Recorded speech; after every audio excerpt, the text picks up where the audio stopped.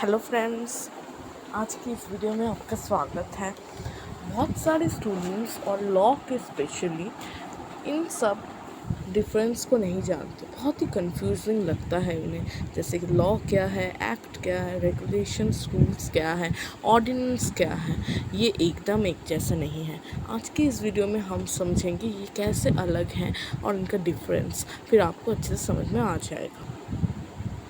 तो दोस्तों, आपको पता ही है कि सेंट्रल गवर्नमेंट में कितने भाग हैं। सेंट्रल माने कि यूनियन गवर्नमेंट, इसका मीनिंग ये है।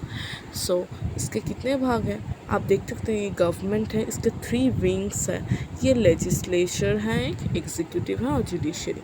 दोस्तों, हम लोग लेजिस्लेचर को लेके एक वीडियो बना रहे हैं जिसमें इसका डिटेल्ड एक्सप्लेनेशन इस 3 विंग्स का करेंगे। 3 विंग्स ऑफ द गवर्नमेंट बहुत ही इंपॉर्टेंट है हर एग्ज़ाम पॉइंट व्यू से के लिए, आप देख सकते हैं, वो प्ले लिस्ट में है।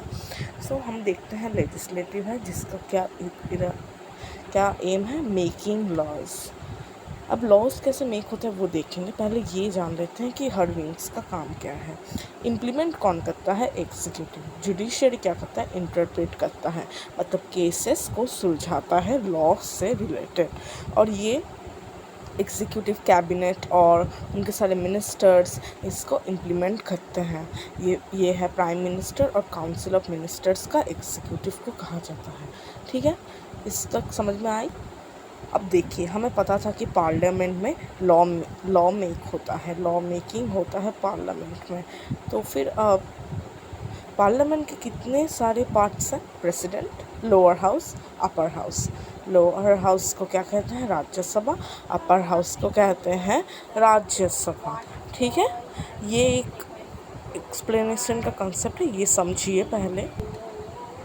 अब एग्जीक्यूट में कौन कौन आ रहा है। एग्जीक्यूट मतलब लॉ इम्प्लीमेंटिंग जो होता है बॉडी, उसे कहते हैं। देखिए, प्रेसिडेंट आ रहा है, वाइस प्रेसिडेंट आ रहा है, प्राइम मिनिस्टर, उसके कैबिनेट आ रहे हैं। ये पार्लियामेंट के पार्ट है, पर प्रेसिडेंट और वाइस प्रेसिडेंट पार्लियामेंट में नहीं आते, फिर भी उनका कंसेंट ज़रूरी है किसी बिल को या फिर लॉ को पास करने। ये हम देखेंगे कैसे है। ये पार्ट नहीं है, फिर भी इनका इम्पोर्टेंस है। ठीक है,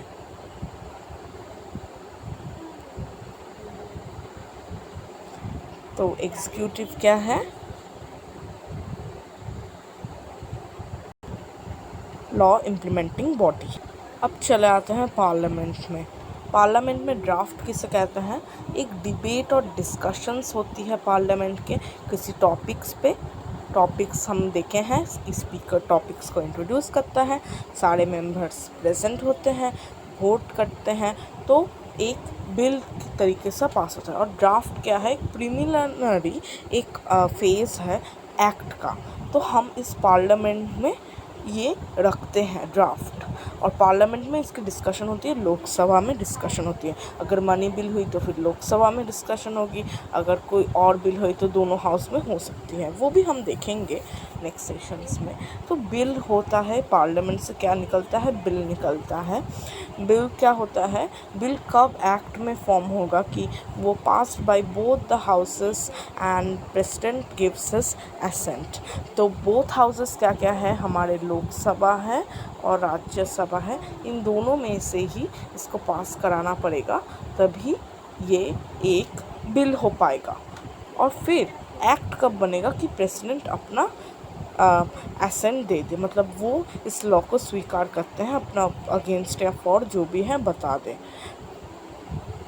अगर प्रेसिडेंट असेंट देने के समय रिजेक्ट कर देते हैं इसे, अब हम बिल को अगर प्रेसिडेंट के पास ले जाते हैं एक्ट होने के लिए, दोनों हाउसेस का अप्रूव तो पकड़िए मिल गया, नहीं मिला तो राज्यसभा का उतना बड़ा रोल नहीं है, क्योंकि राज्यसभा के पास सिग्निफिकेंटली कम पावर्स हैं। वो 2 बार मनी बिल नहीं लौटा सकते, उससे 14 दिनों के अंदर ही उसे बिल को साइन करके भेजना पड़ेगा, पर 2 बार ही पास होता है। फिर प्रेसिडेंट का भी अपना मर्जी नहीं कि वो वीटो कर सकते हैं। प्रेसिडेंट का वीटो बिल्कुल पावरफुल नहीं है, ये सिर्फ रिकॉन्सिडरेशन कर सकते हैं और बहुत सारे एक्ट पर ऑर्डिनेंस भी पास कर सकते हैं, वो हम पढ़ेंगे।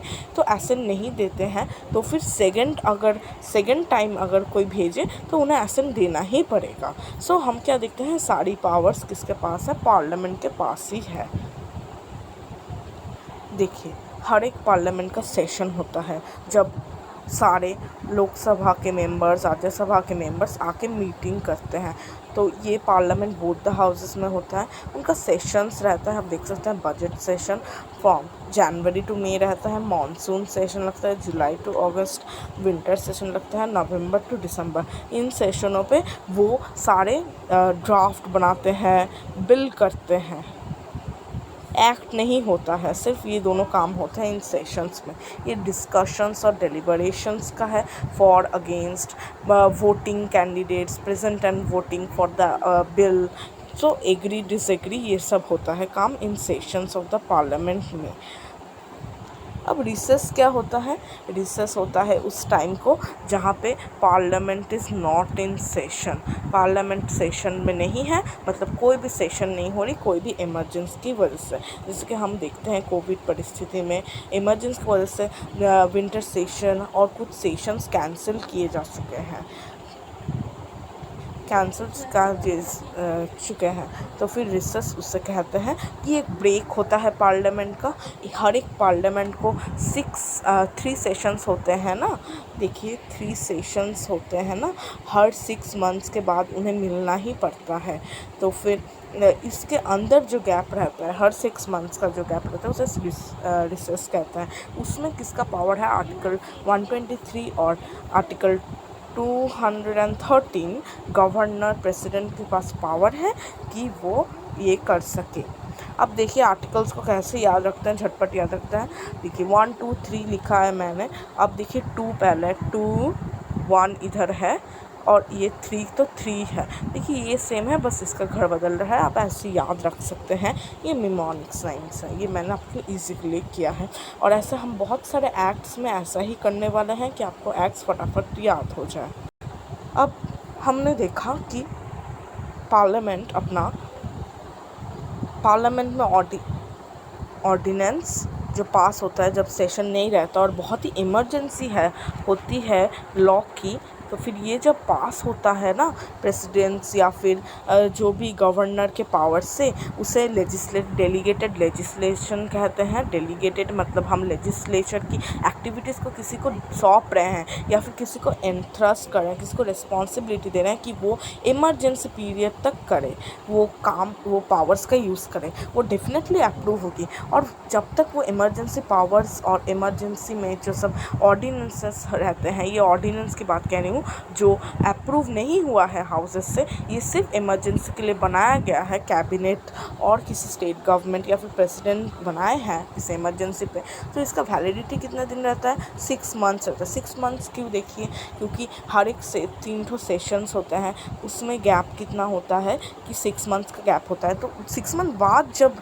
वो आएंगे, पार्लियामेंट के लोग, पार्लियामेंटेरियंस आएंगे डिस्कस करने इसको पार्लियामेंट में, तो फिर 6 मंथ्स का टाइम उसके बाद आएंगे। अब 6 वीक्स लगना चाहिए उनको सारे डिस्कशन करके, और ये लॉज एग्री अप्रूव ऐसा कुछ डिस्कशंस डेलिब्रेशन सब हो।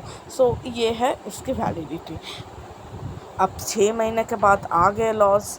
अब आने के बाद क्या होता है? 6 वीक्स ले लिए, अब पार्लियामेंट में डिस्कशन चल रहा है इन 6 वीक्स में। 6 वीकों में क्या निकलता है रिज़ल्ट? अगर पास हो गया तो बहुत बढ़िया, एक्ट हो गया। अगर नहीं पास हुआ तो ये डिसमिस खड़ा होगा। अब सब लॉज को ही पार्लियामेंट के डिस्कशन से भाग लेना पड़ता है, क्योंकि हमारी यहाँ पे डेमोक्रेटिक कंट्री है। पीपल इलेक्ट करते हैं रिप्रेजेंटेटिव्स को, और पीपल्स के विशेष ही इस यहाँ पे है। पीपल्स के सारे पार्लियामेंटेरियंस क्या है? पीपल्स के इलेक्टेड लोग ही हैं। तो फिर in democracy is very important to take the consent of the people indirectly too. So ये एक्ट पास होता है और ये डिसमिस हो जाता है अगर नहीं पास हुआ तो। अब ये एक्ट अगर पास हो जाता है तो मैंने आपको पहले ही कहा था ये एग्जीक्यूटिव बॉडी है, ये क्या करती है? इम्प्लीमेंट करती है लॉस को। अब ये किस तरीके से इम्प्लीमेंट करेगी ये इसके ऊपर डिपेंड करता है। जैसे कि इसे कहते हैं हम रूल्स, ये रूल्स बनाती है कि कैसे इन लॉज जो पास हुए हैं पार्लियामेंट से या फिर एक्ट बन गए हैं, इन्हें कैसे हम इम्प्लीमेंट करें। इम्प्लीमेंट कहाँ पे करेंगे? लोगों के ऊपर करेंगे, पीपल ऑफ इंडिया के ऊपर करेंगे इम्प्लीमेंट हम पीपल ऑफ इंडिया के ऊपर कैसे करें? तो हमें रूल्स चाहिए, ठीक है। ये हो गया रूल्स का कंसेप्ट। अब आते हैं रेगुलेशंस पे। रेगुलेशंस का अब मैंने आपको कहा ही था कि लेजिस्लेटिव का एक्शन में क्लॉज होता है, लेजिस्लेचर हो गया यहाँ पे, सॉरी, फिर उसे पास किया जाता है तो फिर एक्ट बन जाता है, नहीं तो डिसमिस हो जाता है। ये और एक कंडीशन है, डिसमिस हो जाता है। एग्जीक्यूटिव क्या करती है, लॉ इम्प्लीमेंट करती है, तो ये इंटरप्रेट करती है, लॉस इम्प्लीमेंट करती है, तो ये रूल्स के सिवा पीपल्स के ऊपर इम्प्लीमेंट करती है। अब रेगुलेशंस क्या होते हैं, रेगुलेशंस होते हैं कि जो होते हैं हर एक हमारा गवर्नमेंट बॉडी या फिर डिपार्टमेंट है, हर कहाँ आप जाइए, म्यूनिसिपैलिटी में चले जाइए या फिर कहीं पे भी चले जाइए, गवर्नमेंट का हमेशा एक बॉडी रहता है और ये गवर्नमेंट का बॉडी कुछ रेगुलेशंस को इस्तेमाल करके ही काम करता है। ये रेगुलेशंस उनके लिए रूल्स हैं जो गवर्नमेंट बॉडीज़ हैं, जो गवर्नमेंट के अंडर पड़ती है, और ये गवर्नमेंट के अंडर में सब बॉडीज़ जैसे लेजिस्लेचर, एग्जीक्यूटिव और जुडिशरी भी पड़ती है। जैसे कि आप टेक फॉर एग्ज़ाम्पल आरबीआई अपने रेगुलेशंस बनाती है खुद के लिए, रूल्स नहीं लिखेंगे हम लोग, रेगुलेशन समझेंगे आज से। तो आरबीआई अपने लिए रेगुलेशंस बनाती है कि उस एम्बिट में वो अपना पावर फोकस करेगी, उस रूल और प्रोसीजर दिया हुआ है उससे चलेगी। ये एक ऑथोरिटी से है जो रेगुलेशंस है। सो ये आरबीआई में होता है, एसीबीआई में होता है, जो फिर शेयर मार्केट का ध्यान रखते हैं, उनके लिए भी ये पूरा एप्लीकेबल है। ठीक है, तो आज की इस वीडियो में मुझे लगता है कि आपको सब कुछ समझ में आया होगा। आपको ये टॉपिक, मुझे लगता है आपको ये बहुत यूज़फुल वीडियो लगा। अगर अच्छा लगा तो शेयर कीजिए, लाइक कीजिए और चैनल को सब्सक्राइब कीजिए मोर अपडेट्स के लिए। Thank you for watching.